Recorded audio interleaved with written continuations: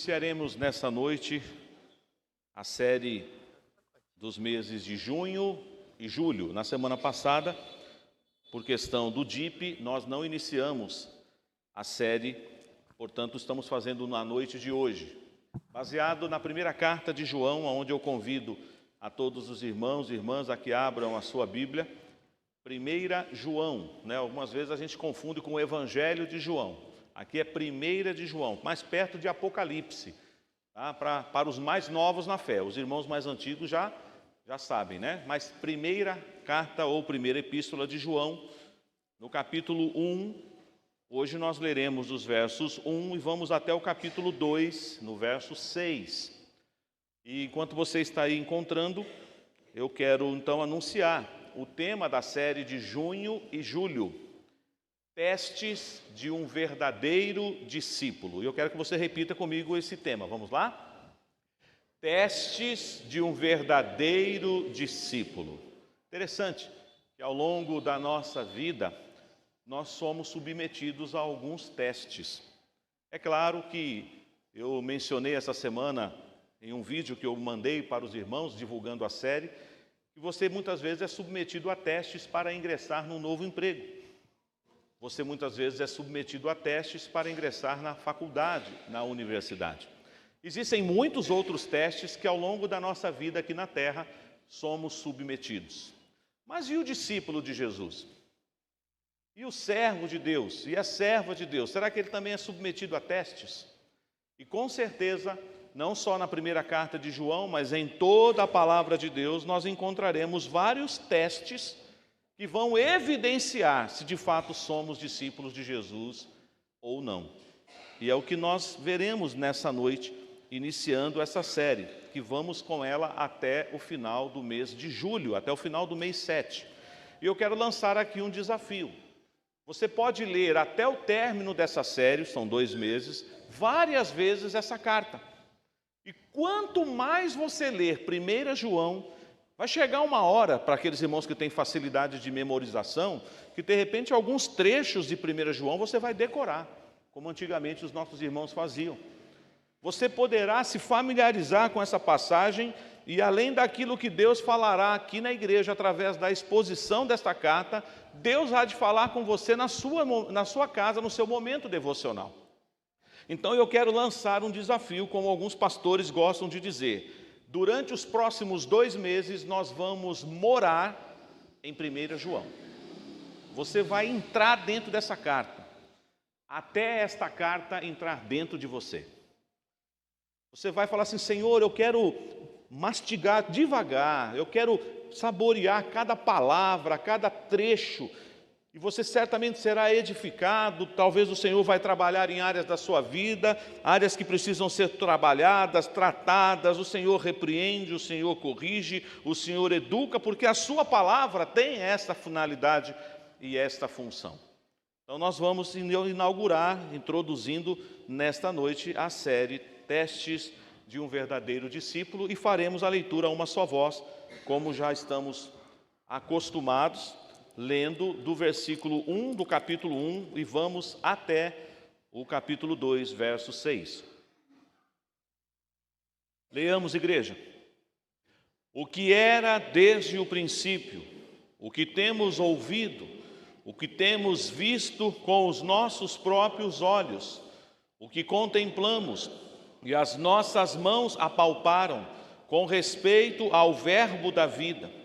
E a vida se manifestou, e nós a temos visto, e dela damos testemunho, e vô-la anunciamos, a vida eterna, a qual estava com o Pai, e nos foi manifestada. O que temos visto e ouvido, anunciamos também a vós outros, para que vós, igualmente, mantenhais comunhão conosco. Ora, a nossa comunhão é com o Pai e com seu Filho Jesus Cristo. Estas coisas, pois, vos escrevemos, para que a nossa alegria seja completa. Ora, a mensagem que da parte dele temos ouvido e vos anunciamos é esta: que Deus é luz, e não há nele treva nenhuma. Se dissermos que mantemos comunhão com Ele e andarmos nas trevas, mentimos e não praticamos a verdade. Se, porém, andarmos na luz, como Ele está na luz, mantemos comunhão uns com os outros, e o sangue de Jesus, seu Filho, nos purifica de todo pecado. Se dissermos que não temos pecado nenhum, a nós mesmos nos enganamos e a verdade não está em nós. Se confessarmos os nossos pecados, Ele é fiel e justo para nos perdoar os pecados e nos purificar de toda injustiça. Se dissermos que não temos cometido pecado, fazemo-lo mentiroso, e a sua palavra não está em nós. Filhinhos meus, estas coisas vos escrevo para que não pequeis. Se todavia alguém pecar, temos advogado junto ao Pai, Jesus Cristo o justo, e Ele é a propiciação pelos nossos pecados, e não somente pelos nossos próprios, mas ainda pelos do mundo inteiro. Ora, sabemos que o temos conhecido por isto, se guardamos os seus mandamentos. Aquele que diz, eu o conheço, e não guarda os seus mandamentos, é mentiroso, e nele não está a verdade. Aquele, entretanto, que guarda a sua palavra, nele verdadeiramente tem sido aperfeiçoado o amor de Deus. Nisto sabemos que estamos nele. Aquele que diz que permanece nele, esse deve também andar, assim como ele andou. Amém. Vamos orar mais uma vez. Senhor Deus, a tua palavra maravilhosa, linda, e ela fala ao nosso coração. Só nesta breve leitura que fizemos agora, desse trecho, iniciando a exposição dessa carta, o Senhor certamente já está mexendo no coração dos meus irmãos, das minhas irmãs, de todos nós presentes aqui.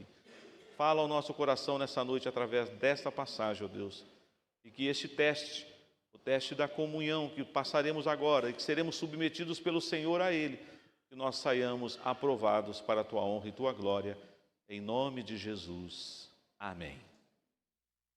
Como é a primeira noite que nós estamos falando sobre essa carta, eu vou ter que gastar ou investir algum tempo na introdução, trazendo algumas informações mais técnicas desta carta. Uma curiosidade que você já encontra na carta de João, ela foge à tradição.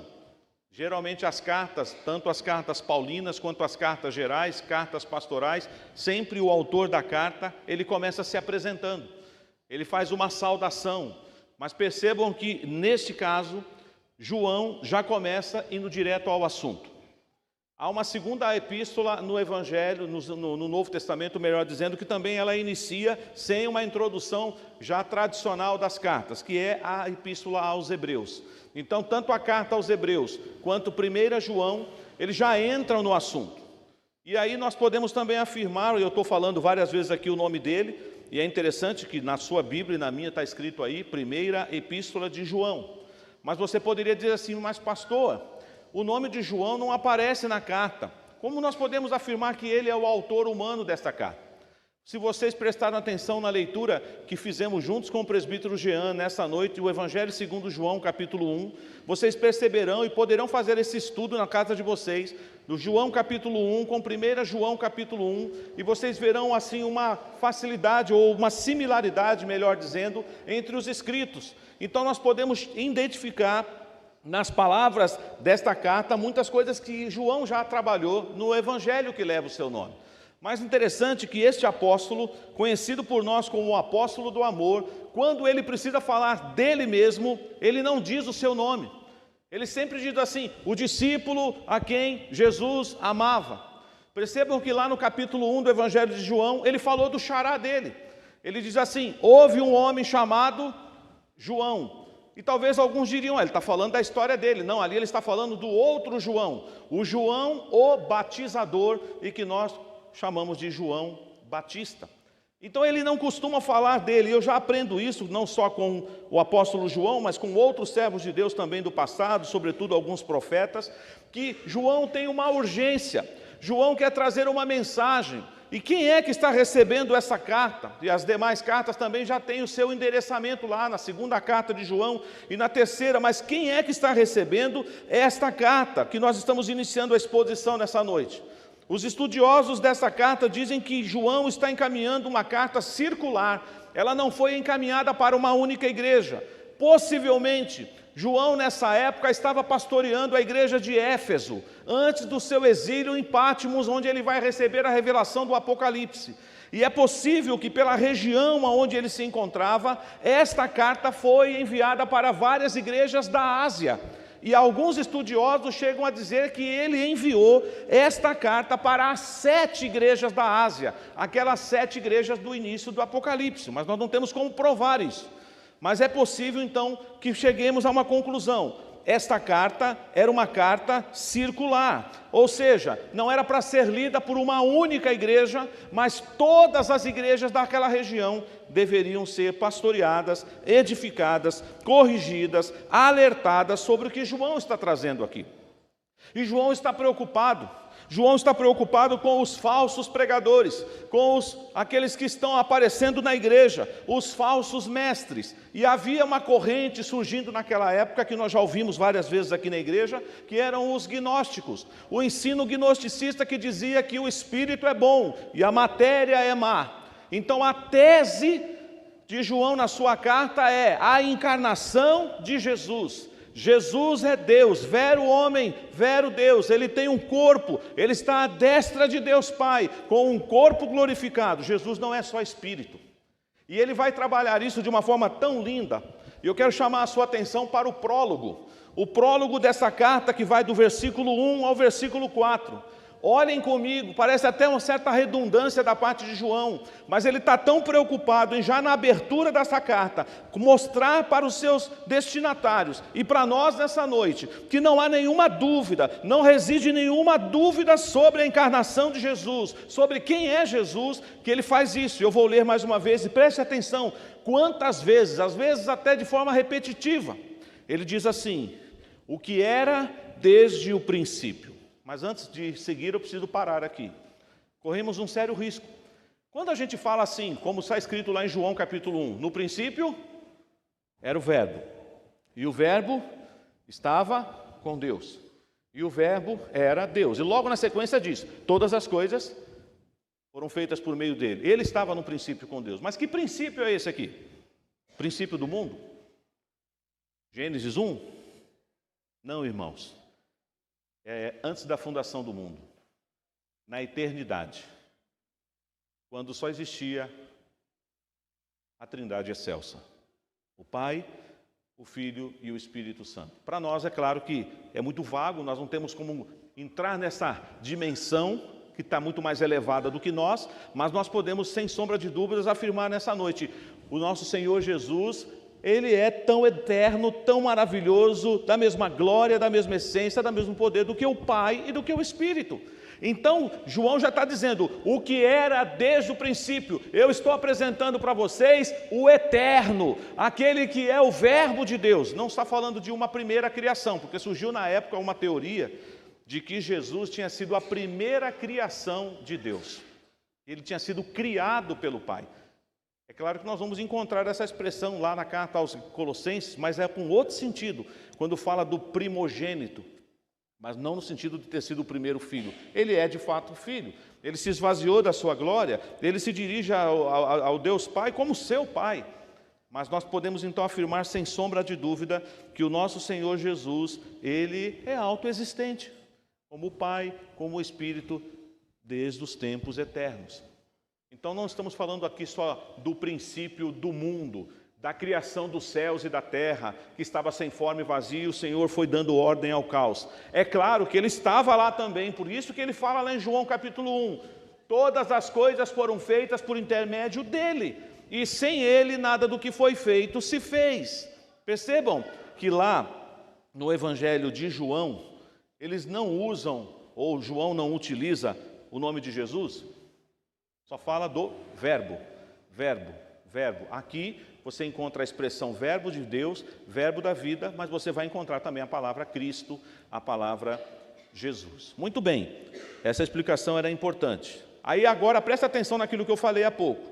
O que temos ouvido e o que temos visto. Aí não parece redundante quando ele diz assim, com os nossos próprios olhos. Aí você diz, bom, se ele já estava vendo, por que ele precisou dizer que ele estava vendo com os próprios olhos? Para que não paire nenhuma dúvida. Eu estava lá. A ideia é esta. Eu faço parte do colégio apostólico. Eu não estou trazendo para vocês uma mensagem de ouvir dizer, alguém me contou. Eu sou testemunha ocular de Jesus. Eu andei com ele, eu o escutei, eu o contemplei. E o texto vai continuar. Versículo 1 vai dizer ainda, o que contemplamos. Então percebam, ver com os olhos, contemplar. E aí o texto ainda vai dizer no final do versículo 1, e as nossas mãos fizeram o quê? Apalparam, ou seja, eu o abracei, eu toquei nele, Jesus é real, Jesus não é um espírito, Jesus é homem, Jesus é Deus, e ao mesmo tempo, e é muito difícil nós entendermos isso, da sua natureza divina e da sua natureza humana. Então João, só nesse prólogo, ele está gastando, investindo para dizer, olha, eu estava lá, e ele vai continuar dizendo, ele está falando de quem? Do verbo da vida, e aí ele fala no verso 2, e a vida se manifestou. O que essa palavra manifestar aqui tem a ver com o quê? Com a encarnação. Deixou a sua glória e veio habitar entre nós. Ele se manifestou, e aí mais uma vez, o que diz aí no verso 2, e temos visto. Percebam, por que ele está batendo nessa tecla? Porque havia uma corrente, um falso ensino circulando nas igrejas da Ásia, dizendo que Cristo não era real, que Cristo não veio em carne, que Cristo era um fantasma, que Cristo era apenas espírito, e ele está afirmando, não, eu ouvi, eu assisti, eu toquei nele, e agora ele vai falar uma palavra muito linda, embora esteja no plural, porque ele está lembrando dos outros apóstolos, e dela damos testemunho. E ele vai dizer ainda, e vô-la anunciamos. E que testemunho é esse que ele vai passar? A vida eterna, a qual estava com o Pai, e nos foi o quê? Manifestada, encarnação. E vem o verso 3, o que temos visto e ouvido. Por que ele está repetindo? Se ele já falou isso nos versos anteriores, para fortalecer ainda mais, e não pairar nenhuma dúvida no meu e no seu coração. Cristo é real. Nós não estamos aqui ensinando nessa noite sobre alguém que não existiu. Nós não estamos essa noite aqui falando sobre uma lenda que os cristãos criaram. Nós estamos falando de fato de um personagem, de alguém que veio habitar entre nós, esvaziou da sua glória, assumiu a figura humana e foi obediente até a morte e morte de cruz. Hoje ele não está mais nessa condição de humilhação, ele foi exaltado. O Senhor lhe deu a glória que ele teve com o Pai antes da fundação do mundo, e ele depois da morte e da ressurreição está à destra de Deus Pai, e estamos aguardando a sua gloriosa volta. Percebam, só no prólogo, só nesses 4 primeiros versos, daríamos para pregar aqui, estudarmos isso profundamente, e ele vai ainda falar agora uma coisa muito importante, que talvez seja a maior ênfase que eu darei nessa noite. Depois ele então afirmar que não há dúvida de que Cristo é real, de que então essas falsas doutrinas, esses falsos ensinos que estão dizendo por aí, não tem fundamento bíblico, ele chega agora e faz uma afirmação maravilhosa. Eu vou ler o 3 mais uma vez, e o 4.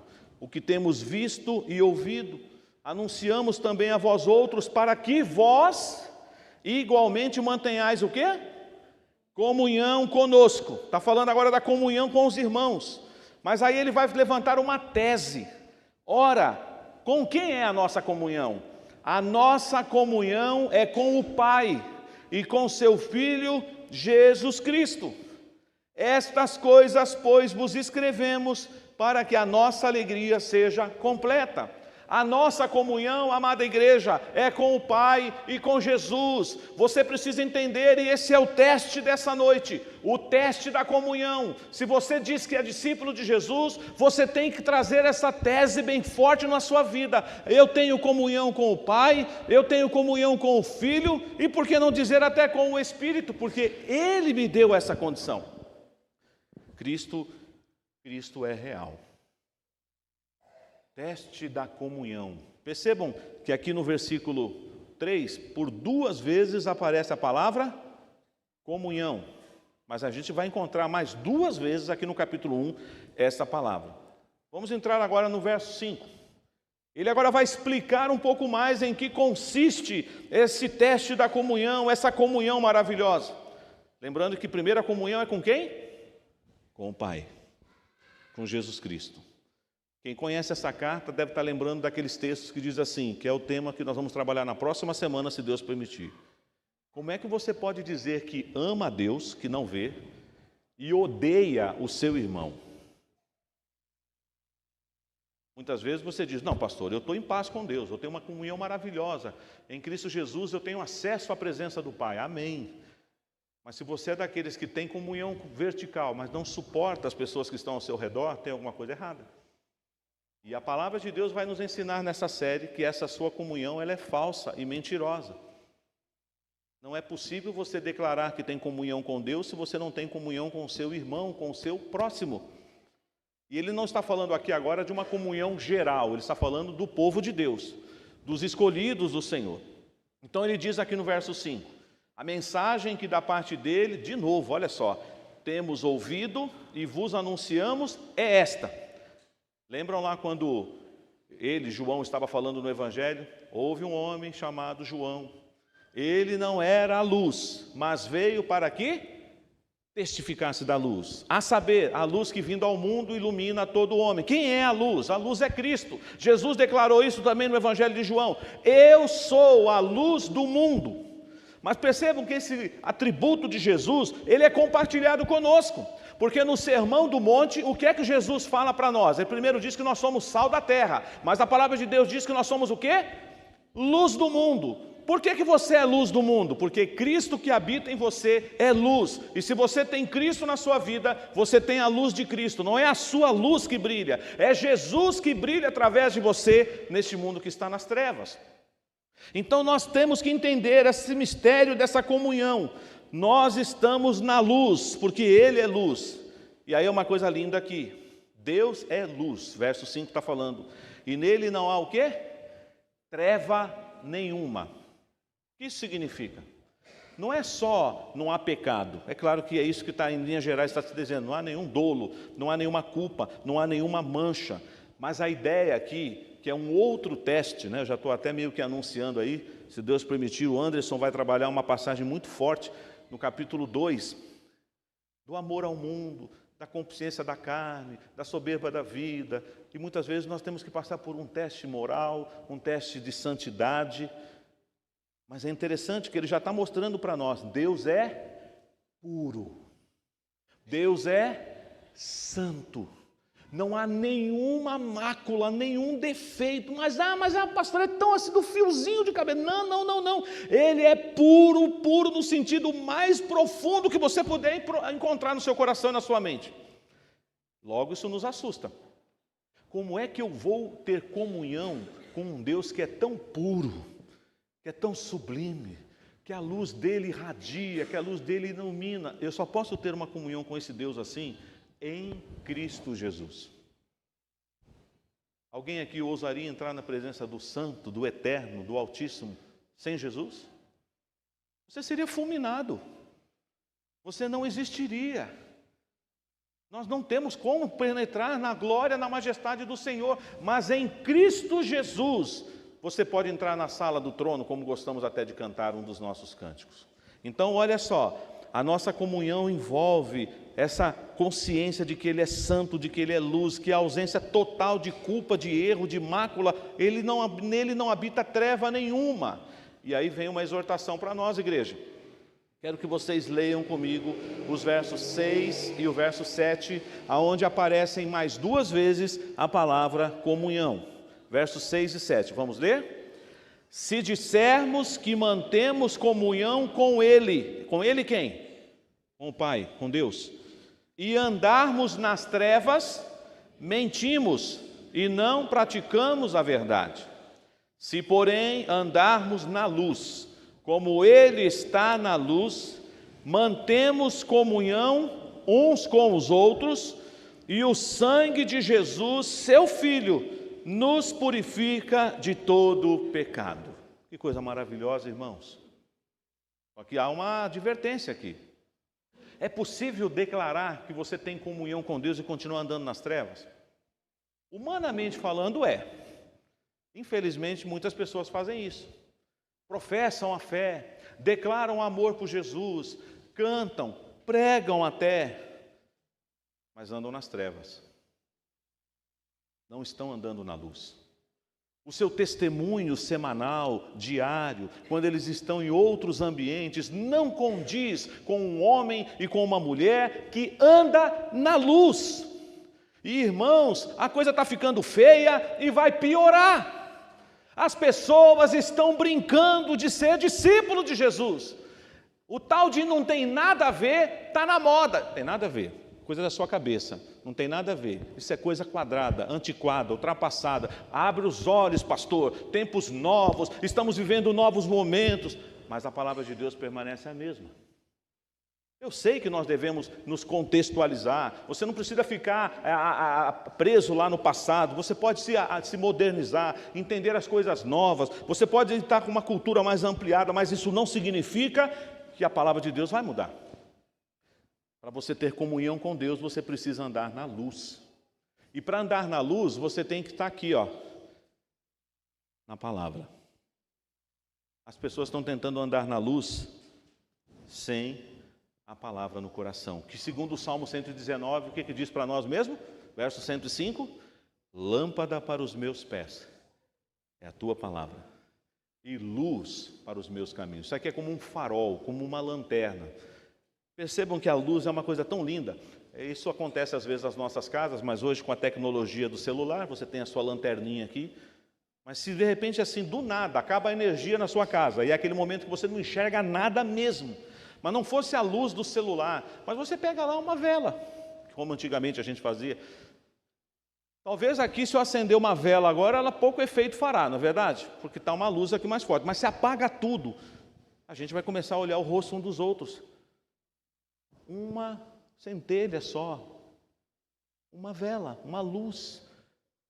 Agora imagine quando essa luz ela brilha, quando ela irradia, quando você chega num determinado ambiente, e essa luz, queridos, ela não só ilumina, ela incomoda.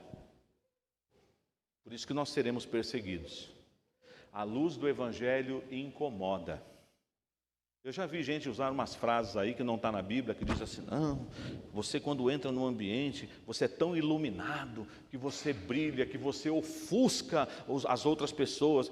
Nesse tempo aí de tantos ídolos gospels que nós temos por aí, em que as pessoas dizem assim, ele é uma estrela gospel, é um astro gospel. Querido, você pode até ser estrela, mas quando o sol da justiça se manifesta, a estrela apaga. Você já viu estrela durante o dia? Alguém aqui já enxergou estrela durante o dia? Consegue ver estrela durante o dia? Por que a gente não enxerga a estrela durante o dia? Porque o sol não deixa. O brilho do sol não deixa. A lua é bonita, não é, gente? Amanhã é dia dos namorados, né? Lua cheia, lua bonita. O que é que faz a lua brilhar? A lua tem luz própria? A lua não tem luz própria. Aquele brilho que você vê no céu, de vez em quando a gente fica encantado. Você fala, meu Deus, como a lua está linda hoje. É o brilho do sol. Ou seja, assim tem que ser na minha vida e na sua vida. A luz de Cristo irradiando através de nós. Mas se você anda na luz, ou declara estar na luz, mas pratica as coisas das trevas, você é mentiroso. E João, que é um apóstolo do amor, ele tem palavras carinhosas para falar, ele chama de filhinhos, ele é um apóstolo sensível, mas ele também não economiza nas palavras mais difíceis. E ele então diz para nós que nós devemos andar na luz, porque ele está na luz. E aí ele usa uma coisa linda que tem a ver com a nossa redenção, com a nossa reconciliação com o Pai, porque ele diz assim aqui, irmãos, o sangue de Jesus, seu Filho, nos purifica de todo o pecado. O pecado original, o pecado que você herdou de Adão e todos os pecados que você já cometeu e os pecados que você infelizmente ainda vai cometer, mas você pode ir ao Senhor e em nome de Jesus você pode confessar os seus pecados. Nós não podemos brincar de pecar mais. O pecado na nossa vida deve ser um acidente. Eu não tenho prazer em pecar. Mas quando eu peco, eu não preciso ficar ali remoendo o pecado. Hoje na classe de catecúmenos nós falávamos sobre isso. O presbítero Jean estava falando sobre essa questão do pecado, do efeito do pecado nas nossas vidas. Então, amados irmãos, se você tem comunhão com Deus, você não está isento, infelizmente, de pecar. Mas você agora tem um caminho, você tem um endereço. Por isso que nós podemos ver aí no verso 8. Se dissermos que não temos pecado nenhum a nós mesmos, nos enganamos. Se você bater no... Eu não peco, pastor. Eu cheguei num tal nível de santidade na minha vida que eu não peco. Acabou de pecar. Só de falar essa frase, você já pecou. Né? Aquela ideia, né, que às vezes a gente se acha, né? Até a humildade, né? Quem é humilde não fala que é humilde. Mas às vezes a gente fala. Me orgulho da minha humildade. É pecado. Soberba. O nosso coração é muito enganoso, desesperadamente corrupto. Mas você percebe que você em Cristo Jesus, você teve livre acesso ao trono do Pai em Cristo Jesus. O Senhor Jesus te purificou com o seu sangue. Então, se você pecar, você não precisa ficar tentando negar. Eu não peco, eu não erro, eu sou uma pessoa acima do bem e do mal. Eu nunca erro, eu nunca cometo equívocos, eu nunca caí, eu nunca tropecei. Então tem alguma coisa errada com você. Você não é deste mundo, não. Porque a Bíblia diz, em pecado me concebeu minha mãe. Todos pecaram e carecem da glória de Deus. Nós estamos ainda nessa condição, nessa questão de lutar a carne contra o Espírito. Mas olha que boa notícia que Ele tem para nós. Não se engane, não pense que você não vai cometer pecado, porque infelizmente ainda cometeremos. E se você vai por esse caminho, você está negando a palavra de Deus. Mas aí tem o versículo 9, que conhecemos tão bem. Para quem está em comunhão com o Pai, para quem quer passar nesse teste da comunhão, qual é o conselho de Deus se você pecar? Não negue o óbvio, não negue que você não peque, mas se todavia você pecar, confesse. Se confessarmos os nossos pecados, Ele é fiel e justo para nos perdoar os pecados e nos purificar de toda injustiça. Tem algum pecado que você precisa confessar? Fazendo uma pergunta bem particular para você agora. É como se todo mundo desaparecesse aqui da igreja agora e você ficasse sozinho aqui dentro desse templo. Tem algum pecado que você precisa confessar? Você está guardando aí, mas ninguém sabe, pastor. Eu guardei no lugar mais escondidinho aqui. Eu tenho um quartinho da bagunça, pastor. Eu não dou a chave para ninguém. Mas eu quero te apresentar alguém que já entrou no seu quartinho da bagunça. Deus. Para onde me ausentarei do teu espírito? Para onde fugirei da tua face? Por isso que as cartas que João encaminhou pela revelação de Jesus lá na ilha de Patmos às 7 igrejas, uma frase que não quer calar e incomoda a gente. Toda vez que Jesus escrevia uma carta para uma igreja, ele falava assim: eu conheço as tuas obras. Nós pais, principalmente as mães, que eu acho que têm algo a mais, né? Elas enxergam um pouquinho além do que nós homens. Às vezes o filho quer enganar a mãe, não quer? Ou o pai. Aí o que a mãe fala? Eu te conheço, menino. Que isso, mãe? Imagina, a senhora acha que eu vou fazer isso? A senhora acha... Eu te conheço. Mas ainda assim, por mais que a mãe tenha essa sensibilidade, e às vezes pega o filho ou a filha na curva, de vez em quando a gente engana os nossos pais, sim ou não? Mas Deus você não engana, não. Deus você não engana.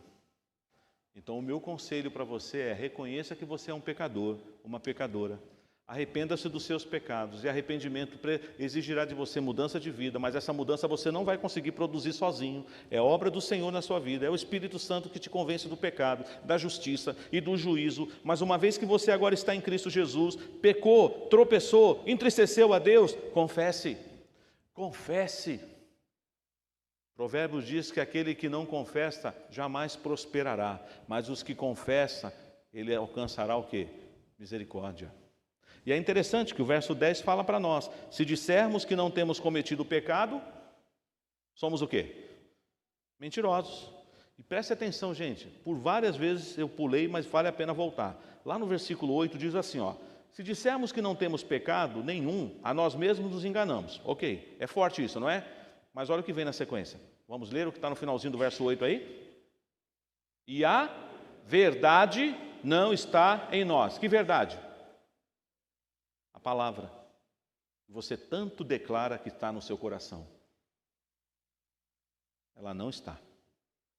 Se você está tentando fingir aquilo que não dá para fingir. Aí vem o versículo 10. Se dissermos que não temos cometido pecado, fazemos-lo. E o que diz de novo? Vamos ler todos juntos, a finalzinho do verso 10. E a sua não está em nós. A palavra de Deus está no seu coração? Você está passando nesse teste dessa noite da comunhão com o Pai, da comunhão com o Filho?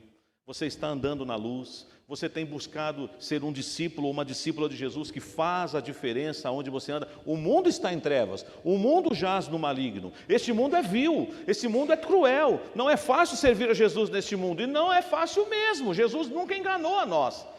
Mas esse teste é importante. Mas aí, mais uma vez, percebam que esse tema era um tema importante para essa carta, para os seus destinatários, e ele vai agora já entrando no capítulo 2. Filhinhos meus, estas coisas vos escrevo para que não pequeis. Eu já disse isso lá atrás, mas vou repetir. Ainda que você diga assim, mas pastor, o senhor não acabou de falar que negar que peca, não dá para negar porque nós pecamos? É verdade, mas o pecado tem que ser o que na minha e na sua vida? Um acidente. Eu já contei isso aqui há muito tempo, quando eu estava começando no Evangelho, e aí pergunta de novo na fé, às vezes é uma pergunta assim meio sem pé, sem cabeça, né?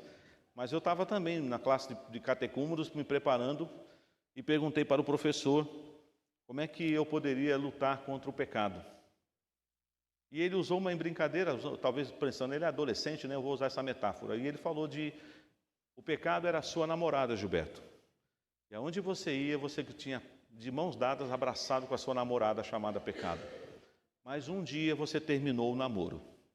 Isso pode acontecer no sentido oposto, mas como eu estou contando na ótica de um menino, eu vou usar essa metáfora dessa forma, mas não é nenhuma indireta para as meninas, não. Mas normalmente quando uma namorada termina, ou o namorado termina com a namorada, e ela não quer terminar com o namorado, como é que ela faz? Faz chantagem. Diz que vai se matar. Diz que não sei o quê. Já viram essas histórias? Talvez a geração de adolescentes hoje não vê mais. Eu vi muito isso lá atrás. Se você terminar comigo, eu vou me jogar da ponte. Não. E você fica cheio de medo. Não. E aí você vai ficando. O pecado é assim, sabe? Ele vai fazendo chantagem com você. Não, mas não precisa me abandonar. Mas o pecado é você, correr, dar as costas. Acabou, eu não quero mais nada com você. Agora eu quero servir a outra pessoa. Eu agora vivi a conversão e eu quero andar na presença de Deus. Não negue aquilo que não dá para ser negado, mas reconheça que se porventura você pecar, diz aí o verso 1 do capítulo 2, você tem um advogado. Tem algum advogado aqui nessa noite aqui? Alguém que exerça a profissão de advocacia? Não temos, mas então continuamos com o texto. Mas você sabe qual é o papel do advogado, não sabe? Sobretudo o advogado de defesa. Qual é o papel do advogado de defesa? Você contrata um advogado para fazer o que para você? Te defender. Está enfrentando um processo, você foi acusado injustamente de uma coisa, você contrata um advogado. De repente você foi confundido, alguém falou que você se parece com uma pessoa que a polícia está procurando, aí você vai ter que levar, tem todo aquele processo, você já liga para o seu advogado ou para a sua advogada e diz, por favor, vem aqui, que eu fui preso, estão dizendo que eu sou uma pessoa, eu tenho que provar agora que eu não estava nesse local, nesse dia, nessa hora, e é aquela loucura, e o advogado vai exercer o papel. Eu estou falando de um bom advogado. Mas sabe quem é o nosso melhor advogado, irmãos? Ele não está aqui na terra. Ele está à destra de Deus Pai. É uma situação que você pode imaginar. Deus não está olhando para nós agora aqui. O Senhor dos céus olha todos os moradores da terra. E quando eu estou, infelizmente, numa situação em que eu vou pecar ou que eu consumo o pecado, Jesus está intercedendo à destra de Deus Pai. Pai, tem misericórdia dele, Pai.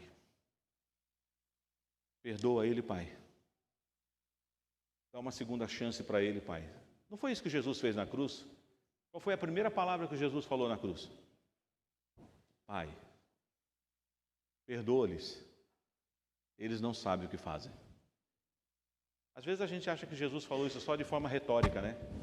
É bem verdade que aqueles judeus que gritaram, crucificam, crucificam, crucificam, solta Barrabás, queremos o Barrabás e não queremos Jesus. Chegaram ao ponto de dizer assim, caia sobre nós o sangue desse homem. Por que essas coisas estão acontecendo até hoje lá em Israel? Por causa dessa palavra. Caia sobre nós o sangue desse homem. Mas aqueles que verdadeiramente reconheceram que Jesus é o verdadeiro Salvador e se renderam a Cristo, foram redimidos. E é interessante que o texto, e eu já vou caminhando para o término, ele vai falar então que o Senhor Jesus é o nosso advogado, Ele está junto ao Pai, Ele é o justo, Ele fez propício pelos nossos pecados. Aí é claro que aqui eu não vou ter tempo hoje para trabalhar isso. Se você ler isoladamente esse versículo, você vai chegar a uma conclusão que nós não queremos que você chegue. Quando ele diz assim, Ele foi a propiciação pelos nossos pecados, e não somente pelos nossos próprios, mas ainda pelos do mundo inteiro. Ou seja, então pastor, está todo mundo salvo. Está todo mundo salvo, porque Ele morreu por todos. Mas a morte de Cristo foi eficaz em quem? Nos eleitos. Mas a todos quantos o receberam, deu-lhes o poder de serem feitos filhos de Deus, a saber, aos que creem no seu nome. Quem é que vai ter a capacidade de crer no seu nome? Aqueles que Ele escolheu antes da fundação do mundo. É claro que o amor de Deus poderia alcançar toda a humanidade, não tenho dúvidas nenhuma quanto a isso. Mas a morte de Cristo foi eficaz naqueles que o Pai o confiou. Por isso que ele ora lá na oração sacerdotal assim, todos os que me destes e que eram teus, eu santifiquei, exceto um, Judas Iscariotes, para que se cumprisse a palavra de Deus. Claro que isso aqui daria uma aula, daria uma palestra para trabalharmos isso. Mas aí o verso 3 diz, ora sabemos o que temos conhecido, tudo isso que nós vimos até agora, mas aí vem agora a última parte do teste da comunhão. Se guardarmos os seus mandamentos, aquele que diz, eu o conheço, e não guarda os seus mandamentos é o quê? Mentiroso. Quantas vezes João já chamou a gente de mentiroso nessa noite, hein? Seu mentiroso, sua mentirosa, você está mentindo, você está tentando me enganar, mas não adianta. Percebam, se você declara que guarda os mandamentos, mas não guarda, você é mentiroso e ainda por cima, a verdade não está em você. Agora, aquele, entretanto, que guarda a sua palavra, e nessa palavra verdadeiramente está sendo aperfeiçoado o amor de Deus, aí você pode ter certeza, você está nele. Essa comunhão maravilhosa. E o verso 6 conclui dizendo, aquele que diz que permanece nele, esse deve também andar assim como ele andou. Gente, como é que Jesus andou aqui na terra? Só fica com esse barulho aí, como diz os jovens, né? Durma com esse barulho. Como é que Jesus andou aqui na terra? Colossenses também tem um versículo que faz ligação com isso aqui. Ele diz lá assim, ora, assim como recebestes a Cristo Jesus o Senhor, assim andai nele. Existe um livro aí há muitos anos, tem gente que critica esse livro, porque ele traz uma perspectiva um pouco perigosa. Depois virou filme. Em seus passos, o que faria Jesus? Alguém já leu esse livro aqui? Eu já li. Na época, eu não vou negar, me edificou muito. É claro que depois você vai entendendo alguns erros, mas esse livro tem uma coisa, um cerne. Vamos pensar assim, sabe aquela situação em que você fala assim, se Jesus estivesse no meu lugar agora, como ele faria? É um bom teste, você não acha? Você está diante de uma situação em que a sua fé está sendo provada, você está sendo testado, numa situação difícil, aí você fala assim, Senhor, se o Senhor estivesse no meu lugar agora, como o Senhor agiria? Mas deixa eu te dar uma boa notícia. O Senhor está com você. Ou não? Você não está nele? Então, quando você toma uma decisão e você está pautado na palavra, você está tomando a decisão que ele tomaria, ou não? Porque senão você vai cair numa contradição. Não, ele está em mim, ele é o meu Senhor, eu mantenho comunhão com o Pai, mas na hora de agir, eu vou agir de acordo com a minha vontade? Então você pode ter certeza que as suas atitudes precisam refletir Jesus. Sua comunhão com Deus vai bem? Essa comunhão maravilhosa, essa comunhão que foi conquistada lá na cruz para nós, ela reflete também na sua comunhão com os seus irmãos, com a sua família, os irmãos da fé. Você tem sido um irmão que tem demonstrado um amor prático, e nós vamos aprender isso na semana que vem? Você tem passado nesse teste da comunhão? Essa comunhão que te faz pensar e reconhecer que você é pecador, que você é pecadora, e que você precisa da misericórdia, da graça, mas que você pode confessar, e deve confessar. E você tem um advogado que te defende à destra de Deus Pai. Então não fique guardando. Colecione outras coisas, meu irmão. Colecione chaveiro, colecione caneta, colecione selo, mas não colecione pecado. Pecado não é nem para ser praticado, mas se praticarmos o pecado, temos que nos prostrar diante do Senhor e falar: Senhor, misericórdia de mim. Misericórdia, Senhor, eu tropecei, eu caí, eu errei o alvo, eu entristeci o Teu Espírito Santo, derrama da Tua graça, da Tua misericórdia, me perdoa, Senhor. Mas não colecione pecado, não, porque isso vai totalmente contra aquele que declara que está em comunhão com o Pai e com Jesus, o Seu Filho.